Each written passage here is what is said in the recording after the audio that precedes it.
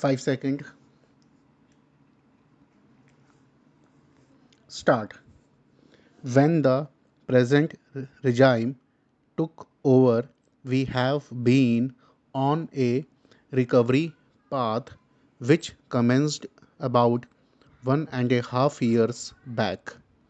When the finance bill was presented in the House, we expected that that recovery regime would be taken forward. We thought many measures would be radical and big bang measures will come out not only to arrest the trend of 1.5 years but also to take forward the economic recovery which has been put on the fast track. However, even though the challenges have been acknowledged by the Honorable Finance Minister, I do not think he has graduated himself from incrementalism. He has not taken the economic agenda forward, and I think it is only when a new regime comes in many times, rightly or wrongly, the policies of the old regime are given up. But I must appreciate the Honorable Finance Minister for not doing so. There is continuity. I do acknowledge that there is continuity. However, in the international economic scenario, time for incrementalism has gone. If you are not aggressive in pursuing reforms, the Indian economy would remain vulnerable to the slightest of shocks. There is no sign at all to ensure any radical change or to ensure aggressive pursuing of the reforms. That is why it has unfortunately remained vulnerable to any slightest change in the international scenario. What was urgently required in this scenario has not been addressed at all. When the present finance minister was sitting on the opposition side, he termed taxation as terrorism. Of course, if you addressed it as tax terrorism, have you made any attempt to ensure that that kind of a tension in the economy is removed? Rather, you want to pursue it more vigorously. One example in the GST.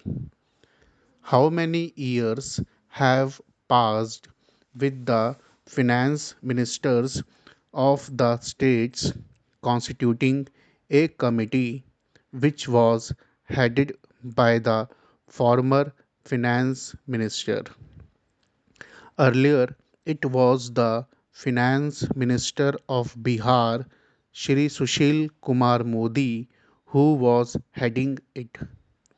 Of course, there were voices that opposed it from your own party, particularly when the quantum of jump the GDP can have is by mere introduction of GST, it can add up 2%. At least you mentioned about GST in your budget, but again, yesterday or the day before, we read in the newspapers that a seventh trip has been planned by the empowered committee to go around the world to make a study. What kind of an approach is this?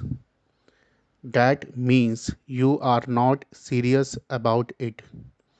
What is the impression you would be carrying to the investment community, both domestic and foreign? This means you would like to avoid it. You are not serious about it. The same thing is there with regard to direct taxes. It was passed in one house and it lapsed in another house. If I remember rightly, it has lapsed. All right, if it was before the standing committee, you could have expedited that, or if it has not lapsed again, you could have taken it up as an urgent agenda on topmost priority. But GST and DTC are very important measures. I thought you could have come out with something at least on measures where the previous regime has taken them forward and bring it to a logical conclusion. Even that has not been done. With regard to retrospective taxation, we were put in a bad shape. Of course, it may be a coincidence. It cannot be attributed to be the same reason, but from that day onwards, the economy came down. Investors became shy and they never wanted to come to our country. That is why our government thought it appropriate to appoint a committee under the chairmanship of Shri Shom, an eminent economist, to go into these matters. He gave a report in which he had highlighted 16 recommendations for the consideration of the government. Our government, in fact, accepted those 16 recommendations. It was under the process of finalization, but today again you have reiterated the power of the sovereign state to impose retrospective effect on any taxation. No doubt the position of law is very clear on that, but is it the remedy for the present impasse of economics of this country? By reiterating that we have the sovereign right to impose such retrospective effect, you have no doubt stated the law. It is the sovereign right of the country, but at the same time, what is the kind of the message that is sent out to the investors? That we say is again a challenge to the investors. Beware, you are still at it. These are the very relevant issues which should have been highlighted and the answers found.